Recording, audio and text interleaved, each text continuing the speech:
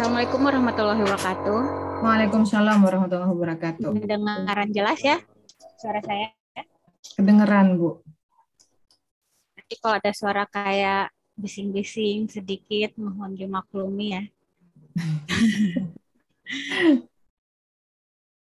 Yang paling saya suka itu kata-kata akhirnya Ibu Nur jadi bosnya. Paling enak itu kayaknya itu jadi bosnya, tapi tanggung jawabnya juga lebih ini ya, lebih besar.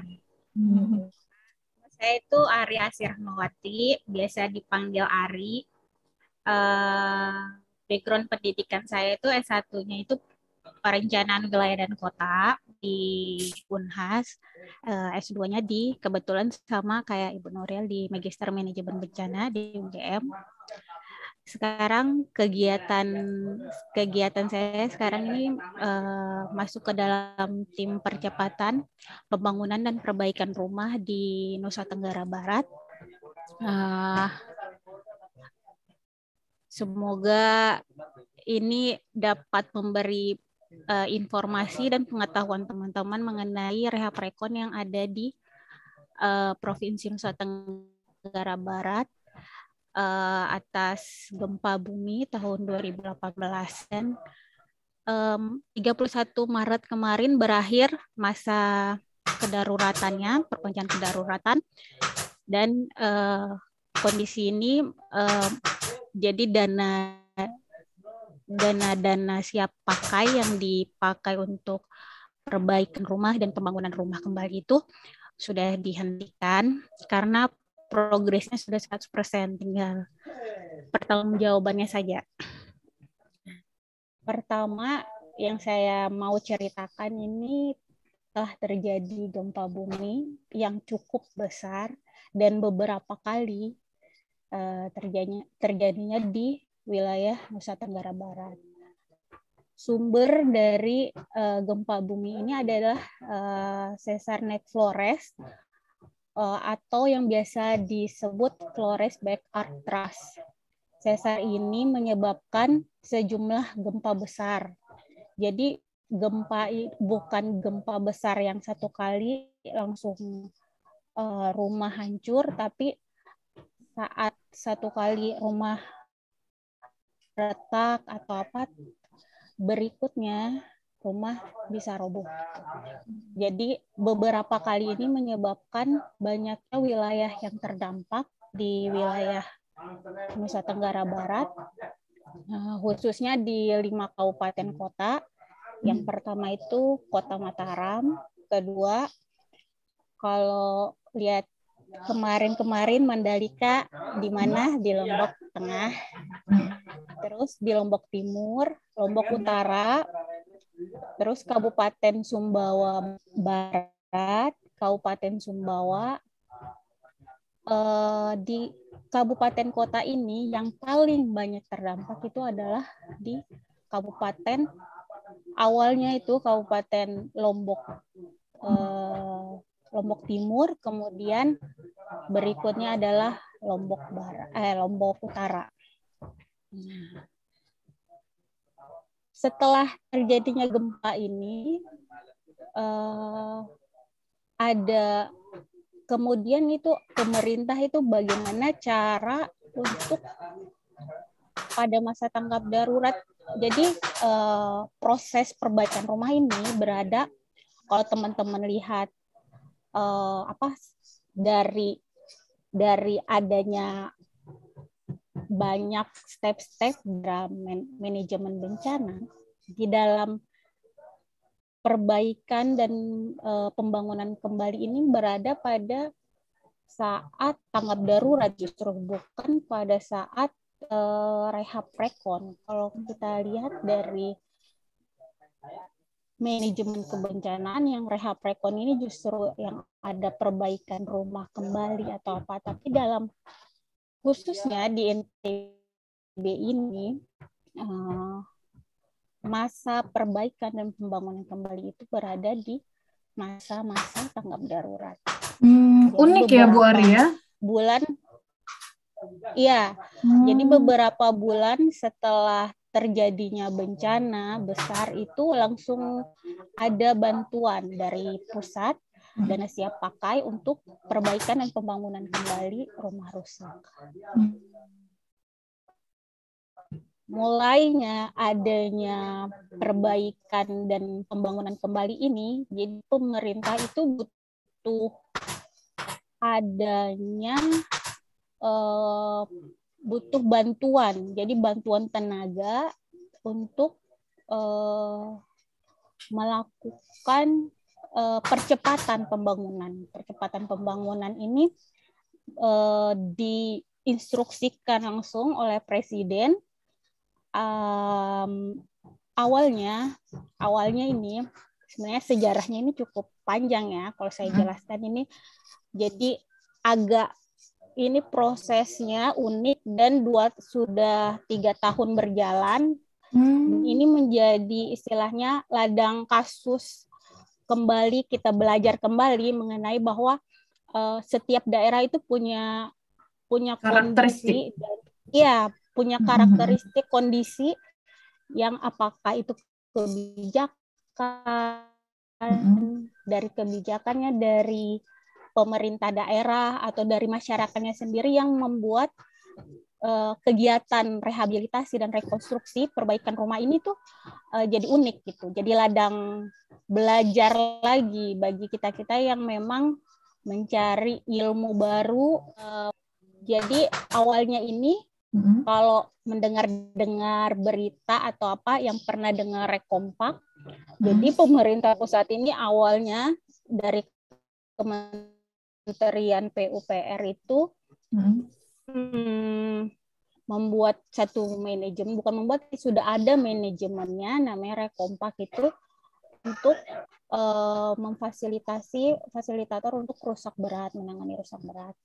Nah, tetapi ternyata pada kenyataannya ini NTB ini lebih banyak rusak ringan dan rusak sedang. Jadi bagaimana cara penanganannya nih? Kita memerlukan fasilitator untuk rusak ringan dan rusak berat. Jadi diadakanlah ini rekrutmen fasilitator sebanyak kurang lebih itu ya 1.000 fasilitator. Banyak juga ya Bu Arya? Ya, banyak karena wilayah yang terdampak luas dan selain itu banyaknya rumah rusak. Jadi banyaknya rumah rusak dan luasnya wilayah yang terdampak. Jadi memerlukan banyak fasilitator dan di sini sebagai informasi tambahan bahwa kami dalam kegiatan ini dibantu oleh fasilitator TNI, Polri, dan Tentara ZENI. Kalau tahu itu Tentara ZENI itu pada saat tanggap darurat kemarin itu membantu dalam pembangunan rumah. Jadi banyak pihak-pihak yang mendukung dalam kegiatan rehab rekod ini. Kebutuhan akan fasilitator untuk karena sudah dipegang oleh Rekompak rusak beratnya tadi, rusak ringan dan rumah rusak sedang. Ini ditanganin oleh daerah provinsi Nusa Tenggara Barat membuat manajemen untuk pengelolaan fasilitator. Jadi kerjasama sama universitas lokal di Nusa Tenggara Barat. Jadi kita membuat satu manajemen untuk pengelolaan fasilitator untuk rumah rusak sedang dan rumah rusak ringan. Tapi selanjutnya setelah ini tuh ada proses terbaru lagi. Jadi ternyata manajemen ini yang dikelola oleh pemerintah daerah ini akhirnya pengambil ahli. Jadi Rekompak itu memberikan jadi semacam bagaimana ya membahasakan. Jadi Rekompak ini sudah tidak menangani lagi fasilitator Rekompak yang dahulu yang mau kembali bekerja untuk NTB direkrut kembali oleh manajemen yang dibikin oleh Provinsi Nusa Tenggara Barat.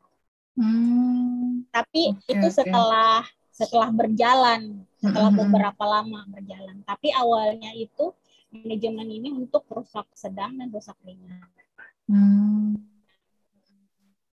Awal dari manajemen ini adalah melakukan rekrutmen untuk pendampingan rumah rusak sedang dan rusak ringan untuk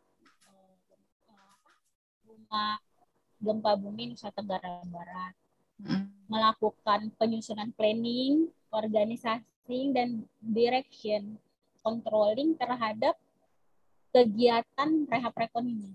Menyusun laporan dan melakukan evaluasi apa-apa yang dilaksanakan oleh fasilitator dalam pendampingan mereka. Jadi setelah rekrutmen itu dievaluasi apa-apa yang dianut, jadi kembali kalau ada masalah di lapangan, karena kan ada aja yang didapat di lapangan itu masalah-masalahnya, jadi dievaluasi kembali apa yang perlu ditambah atau yang tidak perlu untuk mempercepat proses rehab rekon ini.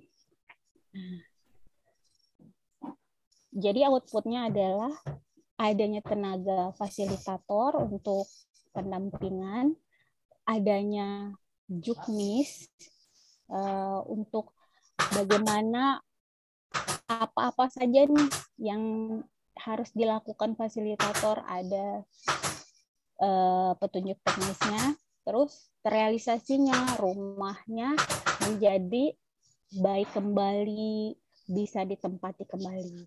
Dari tahap-tahap rekrutmen awal ini dilakukan seperti biasa ya, kayak pembukaan lowongan kerja gitu kan, pengumuman nih fasilitator. Tapi pengumumannya, bayangkan pengumuman ini berada pada saat kondisi rumah-rumah pada rusak, pada apa. Jadi harus dilaksanakan secepat mungkin. Jadi waktunya itu nggak boleh lama, nggak boleh sebulan, nggak boleh 2 bulan, cuma beberapa saja rekrutmen fasilitator. Dan bahkan karena kita bekerja sama-sama universitas lokal di Nusa Tenggara Barat, fasilitator mahasiswa khususnya itu mahasiswa teknik itu bisa dapat secara langsung aktif gitu ya Bu ya. Menjadi iya. Padahal fasilitator itu biasanya dia harus punya pengalaman dulu ya, baru bisa dia join menjadi seorang fasilitator ya. Bahkan kalau saya pernah lihat itu ya, lowongan untuk fasilitator itu bisa pengalaman yang dibutuhkan tuh minimal 5 tahun, 7 tahun gitu ya Bu ya.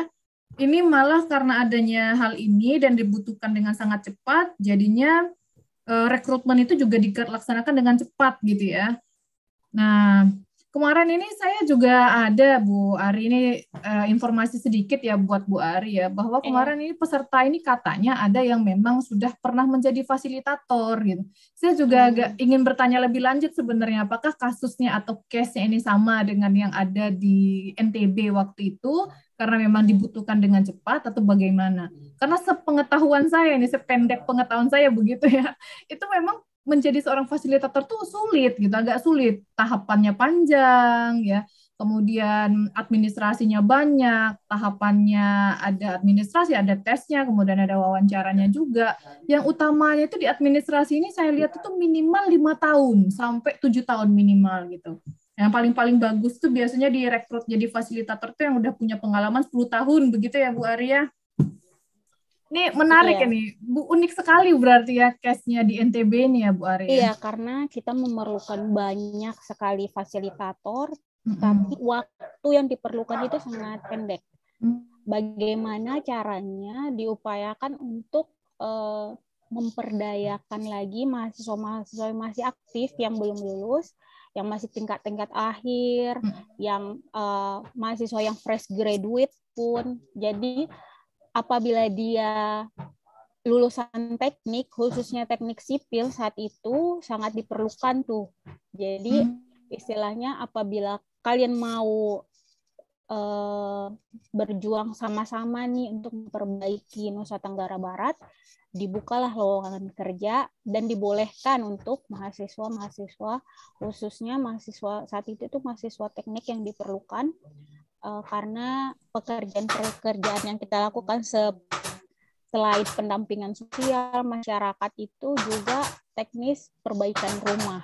Jadi teman-teman walaupun istilahnya mereka belum pernah bekerja, masih basicnya teori-teori di kampus, tetapi karena kebutuhan pada saat itu adalah memerlukan sekali pendampingan masyarakat, jadi dibuka lowongan kerja untuk mahasiswa juga.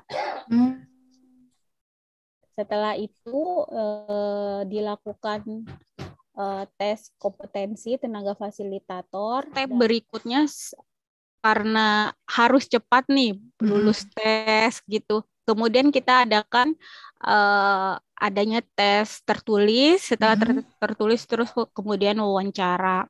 Wawancara ini dilaksanakan saat itu satu tempat agar waktu dan waktunya itu lebih cepat.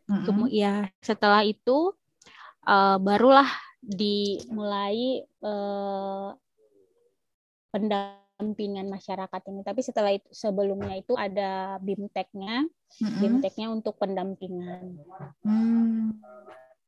Oke. Berarti ini fasilitator ini berbagai macam bidang ilmu bisa ya Bu Arya, mulai dari teknik tadi, kemudian sosial juga ya. Bisa, ya. Apalagi yang untuk pendamping masyarakat ini memang butuh pendekatan sosial ya.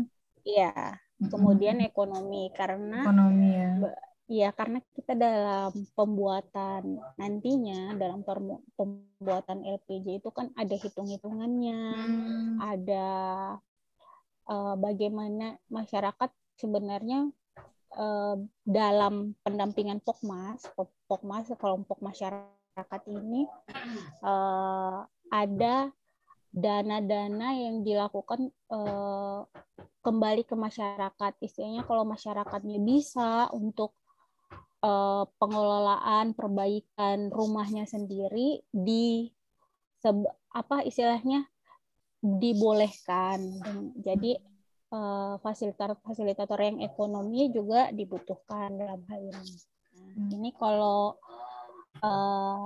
melihat peta Nusa Tenggara Barat, ini adalah lokasi-lokasi terdampak gempa di Nusa Tenggara Barat, ada di Kota Mataram, di Lombok Utara, Lombok Barat, Lombok Tengah, Lombok Timur, kemudian di Pulau Sumbawa ada di Kabupaten Sumbawa Barat dan Kabupaten Sumbawa.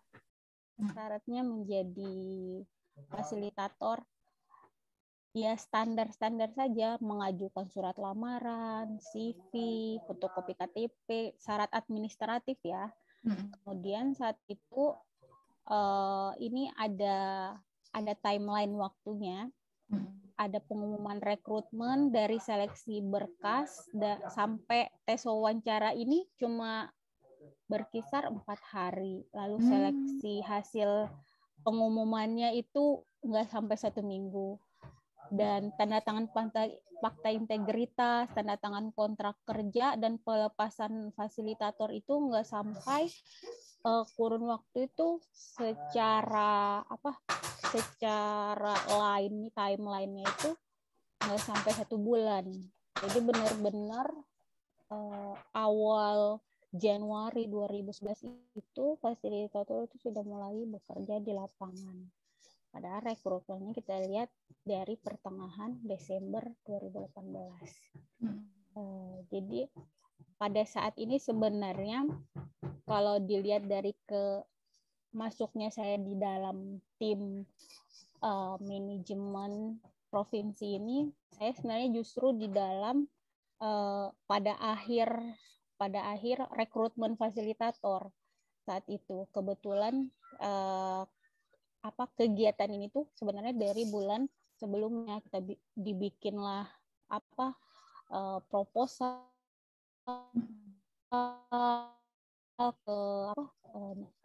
ke BNPB, dan step-stepnya itu sampai tanda tangan fasilitator ini bulan Januari 2019 itu sangat cepat justru. Ya, setelah pengumuman rekrutmen fasilitator ini, dilaksanakanlah tes kompetensi tenaga fasilitator. Ada tesnya. Setelah itu di dalam tes ini ada wawancara. Jadi sebenarnya tahap-tahap ini tuh sudah dilaksanakan walaupun ada mahasiswa, tapi semua tahap dalam rekrutmen ini dilaksanakan walaupun pada saat itu adalah saat masa tanggap darurat kebencanaan. Melaksanakan tes kompetensi tenaga fasilitator. Yang penting dalam tes ini adalah bagaimana caranya melihat leadership satu orang tersebut, bagaimana komunikasinya, kompetensinya, dan pengalamannya. Sebenarnya pengalamannya di akhir. Jiwa kepemimpinannya, komunikasinya, dan kompetensinya di dalam yang nantinya di dalam kegiatan ini diharapkan mampu, itu adalah menjadi yang utama. Setelah itu adalah pengalamannya, semakin berpengalaman itu ya istilahnya jadi nilai plus lah untuk fasilitator tersebut. Prioritas begitu ya Bu Arya? Iya. Setelah adanya pengumuman nih, setelah pengumuman beres, kita melaksanakan satu adanya pelatihan. Pelatihan ini dilakukan berupa ada, jadi kan ini tadi fasilitator sipil ya, jadi masyarakat sipil. Kita juga ada TNI, ada juga Polri, jadi semua fasilitator ini dikumpulkan, TNI, Polri, juga fasilitator sipil. Jadi manajemen ini nggak masuk ke dalam rekrutmennya untuk TNI, Polri karena mereka tersendiri. Jadi kita masyarakat sipil nggak mencampur aduk ke proses itu. Tapi dalam pelatihannya pendampingan ini kita masuk memberikan pendampingan untuk meningkatkan kapasitas mereka. Untuk TNI dan Polri juga. Saat itu awalnya itu 500 orang TNI, juga 500 orang Polri. Ya, kurang lebih. Ada 2.000 tenaga fasilitator untuk membantu. Dan ada juga Zeni. Zeni ini juga sekitar 1.000 orang kalau nggak salah juga. Dalam membantu proses kegiatan rehab rekon ini. Nah, apa-apa saja materi yang diberikan, ada manajemen penanggulangan bencana, penggunaan dana siap pakai. Kenapa penggunaan dana siap pakai ini jadi penting? Karena sumber dananya adalah dari BNPB, itu adalah dana siap pakai. Kriteria rumah rusak sedang dan rusak ringan. Jadi sebenarnya ada tahap validasi data, apakah itu rumah termasuk dalam kriteria rumah rusak sedang atau rumah rusak ringan atau rumah rusak berat.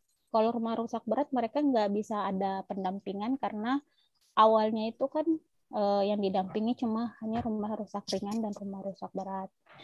Kemudian kebijakan penanggulangan bencana di Provinsi Nusa Tenggara Barat ini adanya Juklak-Juknis yang ada di Provinsi Nusa Tenggara Barat, terus manajemen pelaksanaan kegiatan dan petunjuk teknis rumah rusak ringan.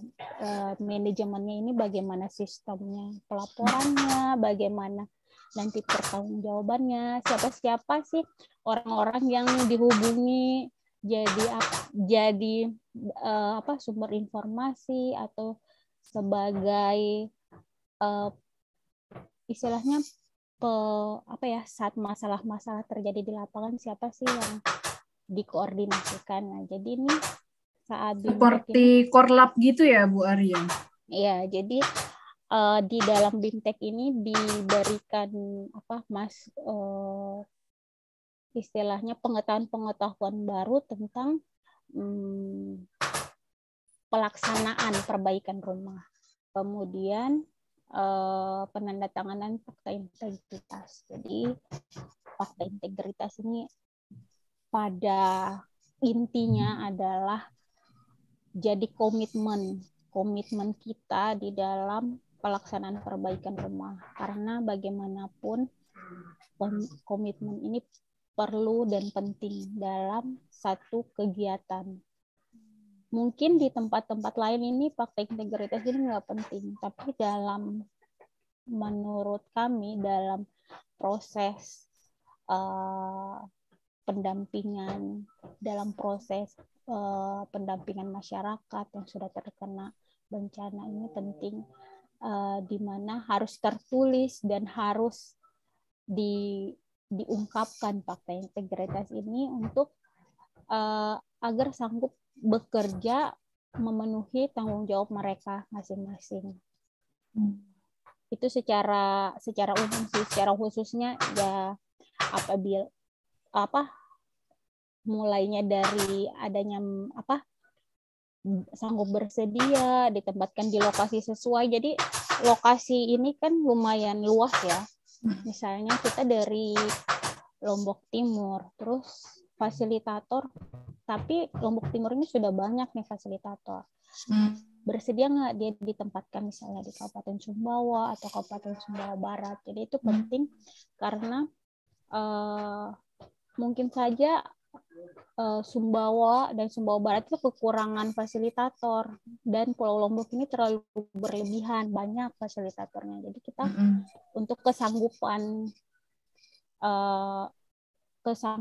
fasilitator ini ditempatkan di mana saja di wilayah terdampak bencana, mampu memahami gambar teknis bangunan dan rencana anggaran biaya. Jadi ini penting dalam pendampingan perbaikan dan pembangunan kembali rumah rusak, sanggup mengoperasikan komputer. Jadi walaupun ini istilahnya kita pendampingan Pokmas yang bertanggung jawab untuk membuat laporan pertanggungjawabannya. Tetapi fasilitator itu gimana pun harus bertanggung jawab bagaimana agar laporan pertanggungjawaban ini jadi dan benar sesuai sama aturan-aturan yang berlaku, juklak dan juknis yang ada. Jadi mau nggak mau itu harus bisa mengoperasikan komputer.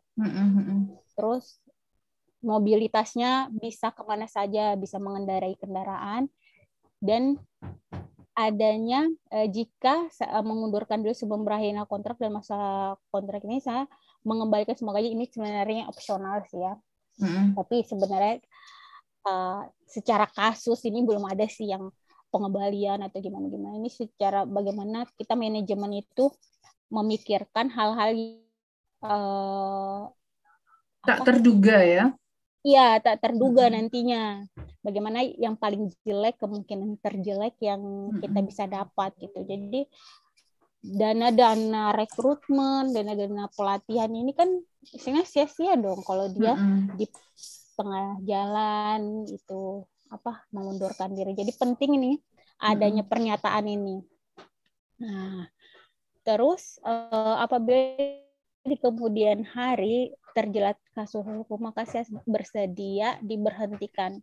Jadi ini berdasarkan pengalaman ini, ada fasilitator yang bukan tidak mungkin fasilitator itu masuk penjara, terjerat kasus karena penyalahgunaan dana, terus jadi kontraknya itu putus ketika dia sudah sudah terjerat kasus-kasus yang seperti hal tersebut gitu.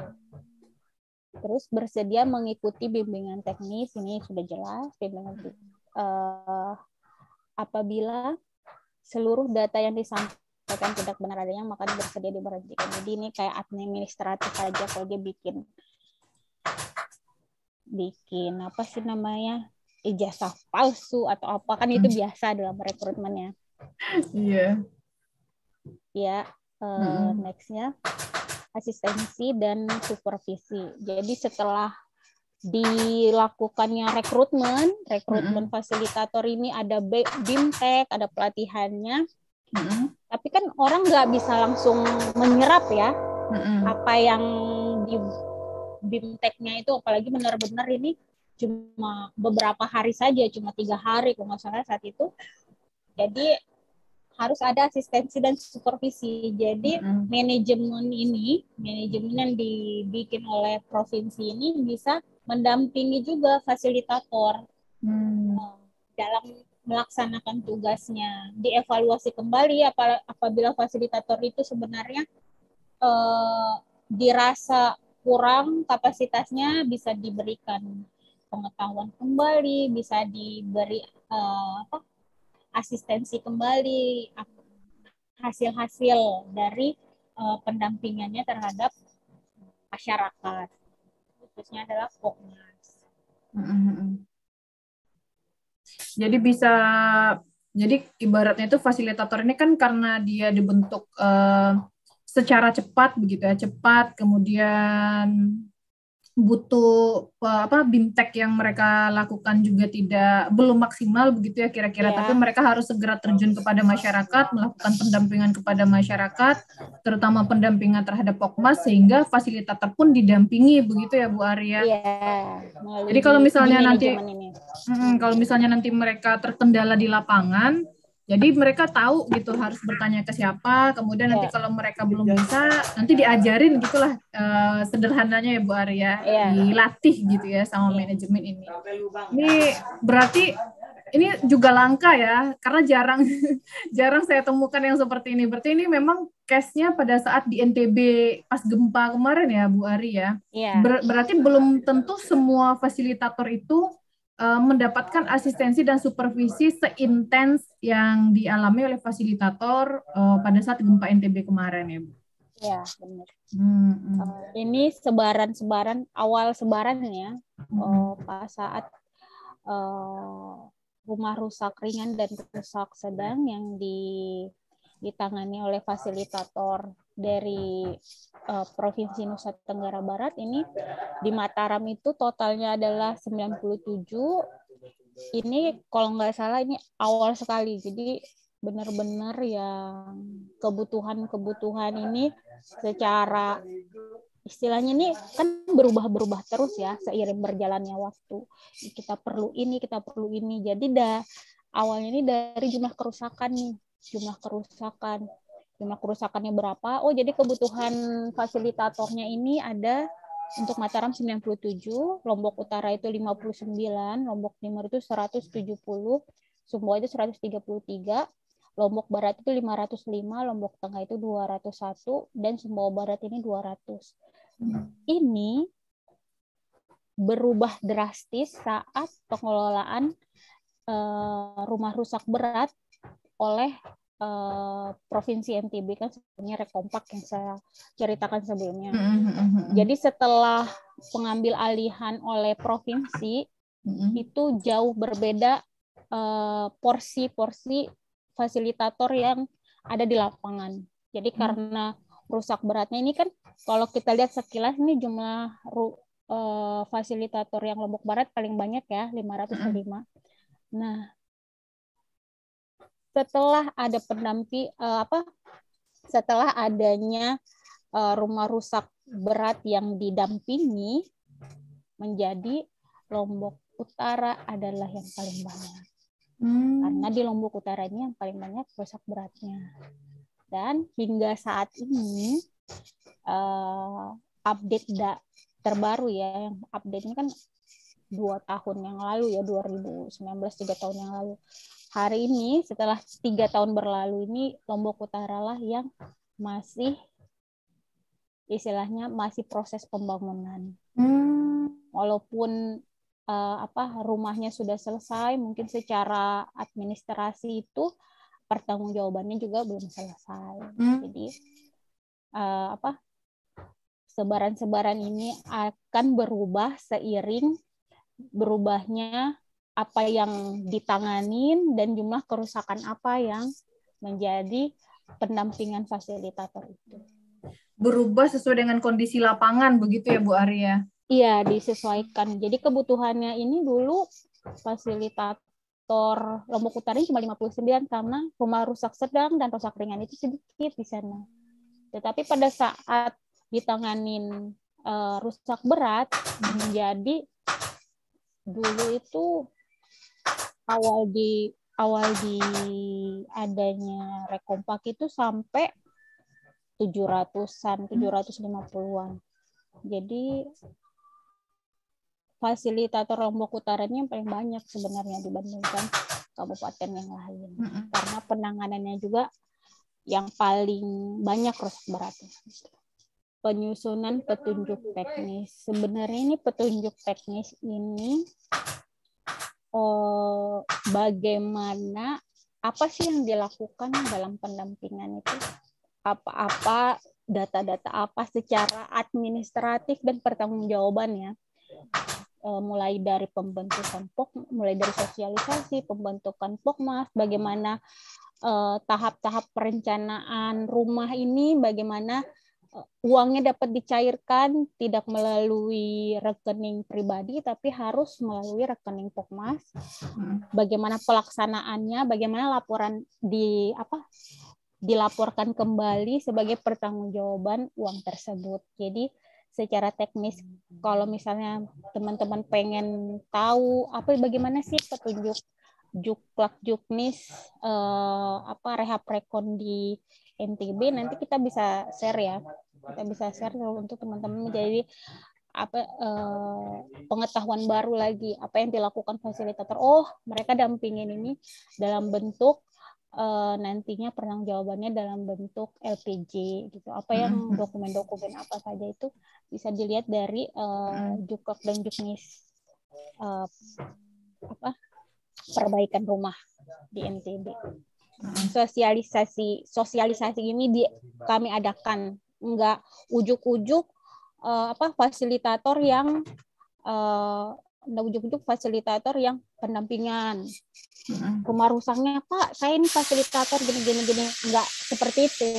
Di Provinsi NTB ini ada sebelum turun ke lapangan fasilitator, jadi kayak semacam bupati, danrem, semuanya itu ikut terlibat di sini. Jadi sosialisasi ini bagaimana mindset masyarakat ya, mindset masyarakat bagaimana uang di rekeningnya. Ini uang dana siapakah ini ada loh di rekening masyarakat, tapi uang ini tidak dapat dicairkan. Tidak dapat dicairkan. Saya punya istilahnya ini buku tabungan. Saya sudah dikasih nih sama Presiden Jokowi buku tabungan ini, saya mau cairkan uang ini untuk makan, nggak bisa, nggak kayak gitu. Dana siap pakai ini uang, dana siap pakai ini harus dari rekening masyarakat ditransfer ke rekening Pokmas apabila dia sudah membentuk Pokmas. Pembentuk. Jadi bagaimana mindset masyarakat berubah, uang yang mereka ingin belanjakan, uangnya 50 juta, misalnya rusak berat, 25 juta rusak sedang, 10 juta rusak ringan. Saya mau beli apa nih? Untuk makan aja susah, gitu kan? Saat bencana itu kan keinginan kita untuk hal-hal yang urgent, yang untuk perut ini sangat diutamakan gitu, tapi ini uang tidak boleh untuk itu. Nah, sosialisasi ini penting dalam bagaimana mindset masyarakat itu, ini harus untuk perbaikan rumah, ini harus untuk pembangunan kembali rumah. Berarti ini ya Bu Arya, harus ada advokasi ya ke masyarakat ya. Iya, jadi didahulukan dengan orang-orang yang istilahnya menjadi ada wibawa, ada apa. Jadi pemerintah itu harus turun tangan betul untuk awal dari sosialisasi ini. Mereka harus aktif, apalagi saat itu yang paling aktif selain dari pemerintah daerah, juga TNI Polri itu sangat aktif dalam upaya percepatan ini. Jadi misalnya dan rem itu memberikan arahan nih kepada Kabupaten Lombok Utara agar uangnya ini gini. Sosialisasi itu penting dalam step ini gitu, dalam step awal ini. Barulah setelah itu adanya ini kami punya fasilitator untuk mendampingi bapak-bapak, ibu-ibu. Setelah itulah baru fasilitator ini turun ke lapangan. Kalau sebelum itu tiba-tiba fasilitator datang, Pak, Bu, kita mau bentuk Pokmas, itu diusir semua. Jadi tetap harus ada yang menjembatani ya, Bu Arya. Iya, harus ada orang-orang yang sebagai contoh kasus ini, contoh kasus NTB ini benar-benar orang yang bisa didengar perkataannya, dan walaupun adalah segelintir orang yang dulu awal-awal dari perbaikan ini, saya nggak mau masuk di Pokmas, saya nggak mau perbaiki rumah. Ini kan ada uang tunai nih. Saya mau untuk bikin kios dulu, saya mau jualan dulu, jadi modal usaha, gitu ya. Modal usaha, tapi nggak bisa. Ini mindsetnya itu harus dirubah, dan itu dirubahnya diawali dengan sosialisasi, bukan serta-merta berubah ya, bukan serta-merta berubah, tapi diawali dengan sosialisasi, terus adanya pendampingan fasilitator. Ya. Nah, sekian nih dulu perbincangan kita mengenai gempa Lombok Sumbawa di Nusa Tenggara Barat ya.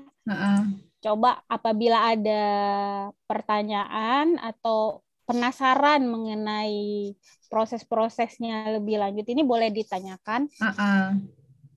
Mungkin bisa langsung ya raise hand bagi yang ingin bertanya ya, rekan-rekan mahasiswa, biar Bu Arinya menghela nafas sejenak gitu. Karena dari tadi ngomong terus ya. Nah, mungkin ini ada yang masih penasaran, mungkin mahasiswa, rekan-rekan mahasiswa yang terkait dengan fasilitator ini, atau bagaimana prosesnya, atau tadi ya, kan tadi diinstruksikan langsung oleh presiden gitu ya. Nah, instruksi presiden yang seperti apa, mungkin atau nomor berapa instruksi presiden ini sehingga terlaksana kegiatan yang ada di NTB ini, boleh ditanyakan ya. Bagi yang ingin bertanya silakan raise hand. Jika masih malu-malu, ini kan biasa mahasiswa ini malu-malu Bu Arya, itu boleh dicek saja di kolom chat ya. Iya, ini ada yang chat japri saya, kebetulan dosennya ini kenal gitu ya. Ibu Vera Arida dari Surabaya ya. Iya, hadir. Ada mahasiswanya Ibu Vera. Ada Bu Vera, mahasiswanya dari bertanya, UINSA, tapi nggak tahu siapa namanya ya. Malu berarti ya Bu ya. Oke. Iya, ini maaf, saya izin bertanya Bu, bagaimana kebijakan dan pelaksanaan fase pemulihan dan upaya rekonstruksi dan rehabilitasi sosial pasca bencana, bagaimana gambaran proses model pengaturan kembali ke permukiman yang sosial dan upaya rekonstruksi rehabilitasi sosial pasca bencana. Jadi sebenarnya fisik dalam hal ini ya, kita perbaiki rumah, secara tidak langsung kehidupan sosial masyarakatnya itu berubah.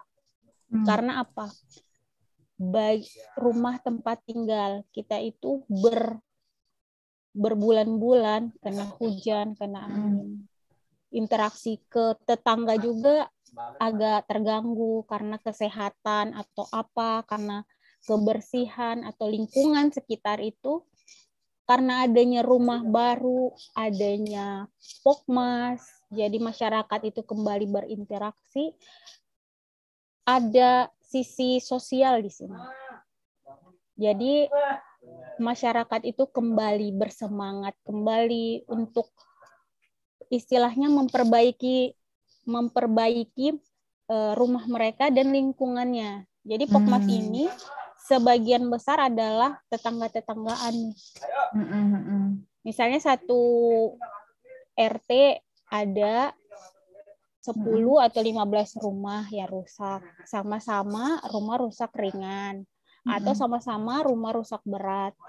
Oh yuk kita bikin nih Pokmas. Misalnya nama Pokmasnya Pokmas maju bersama. Jadi kita ada sisi sosial, ada interaksi kembali, bagaimana rumah kita nih diperbaiki sama-sama. Kita ibaratnya itu kayak mendapat perhatian begitu ya Bu ya. Iya. Kalau ini yang ditanyakan itu kalau secara teknis perbaikannya bagaimana itu bisa dibaca di dalam Juklak Juknis perbaikan rumah rusak ya di NTB khususnya. Jadi kita ada juknis khusus dibikin untuk proses ini. Jadi karena saat itu kita merasa membutuhkan juknis ini, bagaimana sih cara pertanggungjawabannya. Nah, itu dibikin khusus untuk wilayah Nusa Tenggara Barat. Jadi sebenarnya ini lahan untuk kita belajar dan bagaimana pembelajaran ini saat terjadinya bencana di masa yang akan datang ini jadi benar-benar jadi bahan perbandingan, bahan evaluasi, bahan informasi kita dalam proses rehabilitasi dan rekonstruksi. Oke. Yang bertanya kembali? Baik, silahkan yang lain. Nah, sudah ada ya satu penanya tadi dari Uinsa ya. Baik, dari Akbara bagaimana? Dari IAIN Kudus bagaimana? Ada pertanyaan? Silahkan ya, mumpung ini langsung praktisi ya. Bu Ari ini udah aral melintang cukup lama ya di hal yang seperti ini ya. Luar biasa sekali nih, sepak terjangnya, jam terbangnya tinggi sekali ini Bu Ari ini ya. Nah, jadi jangan ragu untuk bertanya dan menggali ilmu dengan beliau ya. Silahkan ya, rekan-rekan mahasiswa sekalian masih ditunggu ya. Dari Akbara jangan malu-malu, dari IAIN Kudus apalagi ya jangan malu-malu ya. Silahkan di kolom chat boleh, raise hand boleh, mana tahu mau ditampilkan wajahnya ya kan. Untuk bertanya secara langsung kepada narasumber kita pada sore hari ini. Ini sudah sore ya kebetulan. Silahkan. Bagaimana? Tidak ada yang mau bertanya, nanti saya yang bertanya loh. Saya yang bertanya ntar. Yang sudah jadi fasilitator bisa ngomong. Oh iya, yang kemarin ya katanya ada yang sudah jadi fasilitator ya. Silahkan mungkin mau sharing. Tahu kita bisa sharing-sharing pengalaman fasilitator. Silahkan ya, jangan malu-malu loh. Apa udah pada letih, lemah, lesu jelang-jelang buka ini? Kita aja masih semangat ya Bu Arya yang. Iya di sini udah jam 5:30. Oh udah 5:30 ya. Oke, kalau sepertinya ini tidak ada yang bertanya lagi nih Bu Ada Ari. satu. Siapa? Apakah kita mau lanjutkan diskusi atau kita selesaikan? Tapi saya ada satu pertanyaan. Fakta yang lucu ya, fun fact itu terhadap dalam situasi ini ya. Supaya jadi ya bahan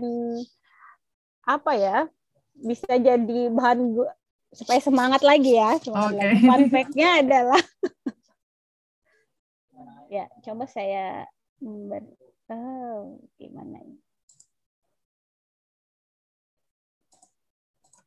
Duh, rekan-rekan mahasiswa rugi sekali loh. Apa yang berubah ini? Duh.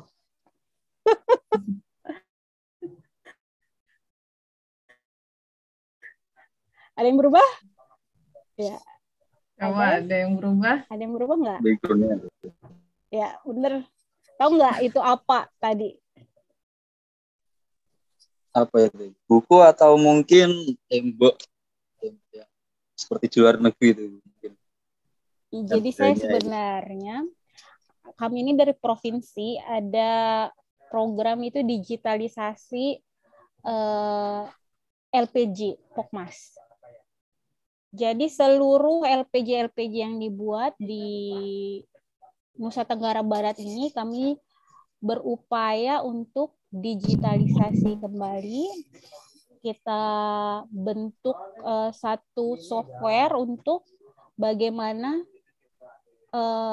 LPG ini tidak akan hilang gitu. Bisa diakses di mana saja. Jadi sebenarnya untuk kebutuhan pembelajaran atau apa ini, LPG di Nusa Tenggara Barat ini bisa diakses secara online. Jadi kita semua mengakumulasi dan membuat nantinya karena ini masih proses ya, nantinya akan membuat satu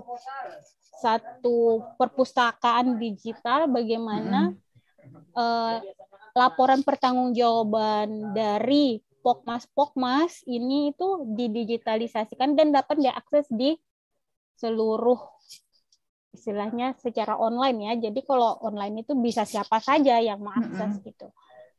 Tujuannya apa?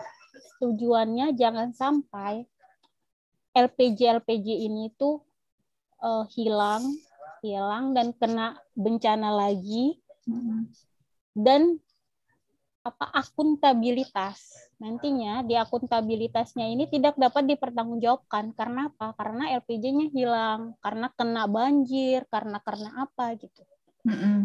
Jadi benar-benar sampai menjadi pembelajaran baru lagi bagi kita agar sampai nantinya pertanggungjawaban ini benar-benar ada, fisiknya ada, dan apapun yang menjadi tertulis di laporan itu adanya fakta gitu, fakta bahwa ini uang dana siap pakai dari pemerintah ke masyarakat itu sudah dilaksanakan dengan baik oleh masyarakat Nusa Tenggara Barat gitu. Di samping itu juga paperless ya Bu Arya. Iya, jadi ini nantinya modelnya adalah perpustakaan digital, apa misalnya dari kabupaten mana, itu nama Pokmasnya apa, itu bisa langsung diklik, nantinya itu outputnya kayak seperti itu. Luar biasa, oke. Saya izin share ya Bu Ari terkait dengan rembuk warga untuk diskusi ya di kolom chat ya Bu Ari ya. Iya, itu sudah saya share ya rekan-rekan mahasiswa dalam bentuk Microsoft Word ya terkait dengan rembuk warga untuk diskusi. Ini masih loading Bu Ari terkait dengan pengiriman dokumen di kolom chat ya. Nanti rekan-rekan mahasiswa bisa download ya. Download terlebih dahulu Word-nya, kemudian silakan dibaca. Kita kasih waktu berapa lama nih Bu Ari untuk membaca dokumen kurang ini? Lebih 10 menit lah. 10 menit ya. Silakan rekan-rekan mahasiswa sekalian untuk mendownload Microsoft Word tadi yang sudah saya share di grup chat ya.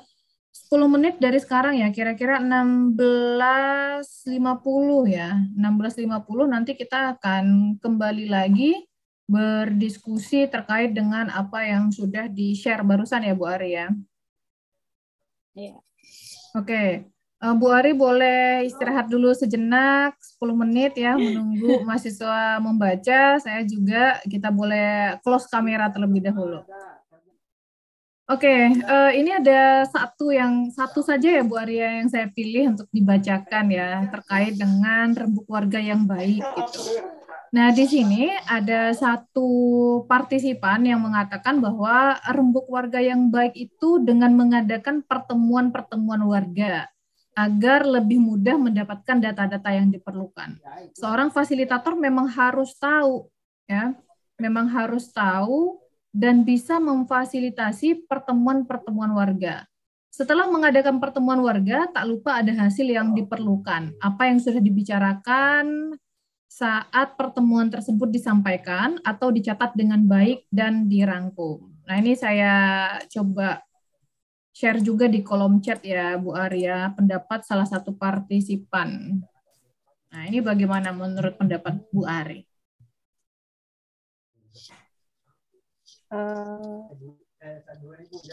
Alhamdulillah ya, jadi ada feedback yang baik nih dari teman-teman mahasiswa mengenai rembuk keluarga ini. Saya awali rembuk keluarga ini kenapa penting diketahui dan penting untuk dilaksanakan oleh fasilitator karena apa? Jadi setiap step dalam sebelum adanya perbaikan, saat adanya perbaikan, dan setelah adanya perbaikan rumah atau pembangunan rumah oleh Pokmas itu selalu dilaksanakan dengan rembuk warga. Jadi rembuk warga ini penting di dalam alur pekerjaan dari fasilitator. Apakah itu fasilitator sosial, ekonomi maupun secara fasilitator teknis ya. Mereka harus secara aktif ikut berpartisipasi dalam rembuk warga ini. Mungkin diawali dengan penting dulu nih. Pentingnya rembuk warga ini misalnya nih, awalnya ada yang fasilitator sosial untuk bagaimana dia pendekatan secara emosional atau secara melalui budaya yang sama, mungkin pakai bahasa daerah yang sama, mereka masuk ke dalam komunikasi dengan warga. Setelah itu teknis, fasilitator yang teknis nih, teman-teman yang mengetahui, oh kita ini perlu pemilihan rumah loh. Kalau misalnya yang rusak berat, kita perlu memilih rumah jenis apa yang kita akan bangun. Nah, disitulah fasilitator teknis dalam rembuk warga memberikan informasi nih. Oh, yang masyarakat bisa pilih itu dalam contoh kasus di Nusa Tenggara Barat ini ada 18 jumlah rumah yang bisa dipilih oleh masyarakat. Nah, jadi ada rumah, namanya rumah Risba, rumah Bajaringan, Risbari, Risa, Rikur, rumah konvensional, Kumak. Jadi segala jenis rumah ini secara teknis itu yang bisa memberikan informasi dalam rembuk warga ini siapa? Itu adalah fasilitator teknis. Ekonomi dalam pendampingan pembuatan LPJ Pokmas. Oh, nanti keuangannya bagaimana, Pak? Jadi uang-uang yang sudah dibeli secara individu-individu, bayar tukang atau bayar material-material lokal yang tidak ada kwitansinya gimana? Jadi dapat didampingi oleh fasilitator yang ekonomi. Jadi rembuk warga ini penting dalam setiap step, jadi harus teknisnya diketahui oleh teman-teman yang ingin menjadi fasilitator. Berarti gini ya Bu Ari, saya potong sebentar ya Bu Ari ya, takutnya nanti mahasiswa bingung gitu ya. Berarti rembuk warga ini tidak hanya pada saat di awal saja ya Bu Ari ya, tapi setiap peralihan atau misalnya ada perubahan kasus di lapangan yang menyebabkan, yang dikhawatirkan menyebabkan konflik nanti di masyarakat, itu disarankan untuk ada terus rembuk warga ini, gitu ya Bu Ari ya. Jadi dalam step hingga saatnya kita membuat LPJ Pokmas itu sebaiknya dilaksanakan dengan cara rembuk warga. Karena apa? Satu Pokmas itu kan satu kesatuan. Ada anggota, ada juga ketua, sekretaris, bendahara. Mungkin yang tanda tangan pada saat pencairan itu mungkin ketua sama bendahara. Ada dua yang bertanda tangan dalam pencairan nantinya. Tapi uangnya itu kan dibagikan ke masyarakat masing-masing. Ini untuk bayar tukang nih. Ini untuk misalnya beli cat atau ini untuk beli apa gitu. Jadi pentingnya rembuk keluarga ini setiap step dalam perbaikan rumah dan pembangunan kembali rumah rusak ini ada porsi-porsi untuk rembuk warga gitu. Jadi penting. Iya. kalau tadi saya memberikan pertanyaan, apa sih yang penting dilaksanakan tuh? Apa yang pertemuan rembuk keluarga yang baik itu yang seperti apa sih? Nah, sebenarnya di sini sudah ada. Sebenarnya awal itu apa yang harus kita lakukan adalah perencanaan. Perencanaan pertemuan. Kalau nggak direncanakan, Bapak A datangnya jam berapa, Pak? Jam 7. Oh, rembuk keluarganya udah jam 5 tadi, Pak. Perencanaan itu penting dalam rembuk keluarga ini agar benar-benar fokus apa tujuan rembuk keluarga. Misalnya pas saat pembentukan Pokmas, nama Pokmas harus dirembukan tuh, harus tahu. Oh, saya itu masuk Pokmas apa sih? Nama Pokmas Sejahtera misalnya. Tapi jangan bertele-tele ya sampai 3 jam, 4 jam. Juga ada kan masyarakat yang juga ada pekerjaan. Ada ya. Harus terarah pertemuannya, hanya harus produktif. Misalnya sekarang ini hanya pembentukan Pokmas. Ya udah, hanya pembentukan Pokmas saja. Nggak usah yang lain, nggak usah gosip-gosipin orang lain. Gitu. Kita juga mengetahui sebelumnya, jadi dalam perencanaan itu apa agendanya, apa yang informasi-informasi apa saja, putuskan peserta pertemuan ini ya jangan anggota di luar Pokmas, harus di dalam Pokmas yang dilibatkan gitu. Iya. Oke, menarik ya Bu Arya. Tapi sayangnya nih waktunya mepet ya Bu Ari. Iya, padahal mungkin kalau semisalnya nih Bu Ari, misalnya kan besok kita masih ada 1 hari lagi ya, 3 hari ya. Ini memang dikelanin untuk 3 hari. Mana tahu nanti Bu Ari masih ada waktu besok hadir lagi bersama kami di sini. Besok insya Allah ada Bu Centa yang akan melanjutkan terkait dengan peningkatan kapasitas mahasiswa dalam pengurangan risiko bencana ini. Mungkin Bu Ari bisa membersamai kami, dan mungkin jika ada nanti di sela-sela waktu atau misalnya masih panjang waktunya Bu Centa, mungkin Bu Ari bisa memberikan sedikit lagi mungkin terkait dengan tips dan trik kapasitas apa saja yang perlu ditingkatkan di dalam menjadi fasilitator. Karena memang mayoritas yang hadir saat ini itu adalah pengembang masyarakat Islam yang dari PMI, dari IAIN Kudus, dari UINSA juga pengembang masyarakat Islam. Nah, yang dari Akbara itu memang dia vokasi di bidang manajemen penanggulangan bencana. Memang lebih teknis juga. Nanti bisa di-sharing lebih lanjut begitu ya Bu Arya besok, karena Bu Arya juga sudah mau berbuka ini ya. Jadi mungkin kita sudahi dulu ya Bu Ari sesi hari ini, sore ini. Terima kasih banyak atas waktunya dan sharing ilmunya yang sangat bermanfaat sekali. Sebelum kita tutup, silakan open kamera dulu bagi mahasiswa agar kita bisa mengambil foto bersama dengan Bu Ari ya. Sekali lagi terima kasih banyak Bu Ari atas waktunya. Banyak maaf dari kami. Sampai jumpa di lain waktu dan lain kesempatan. Mudah-mudahan besok masih bisa berjumpa kembali. Ya, terima kasih atas kesempatannya. Saya mohon maaf ya apabila ada salah kata dalam menginformasikan presentasi saya ini. Ya, mudah-mudahan ya bisa besok ada kesempatan lagi sharing-sharing sama teman-teman mahasiswa. Saya undur diri dulu ya. Iya, boleh Bu Ari. Assalamualaikum warahmatullahi wabarakatuh. Waalaikumsalam warahmatullahi wabarakatuh.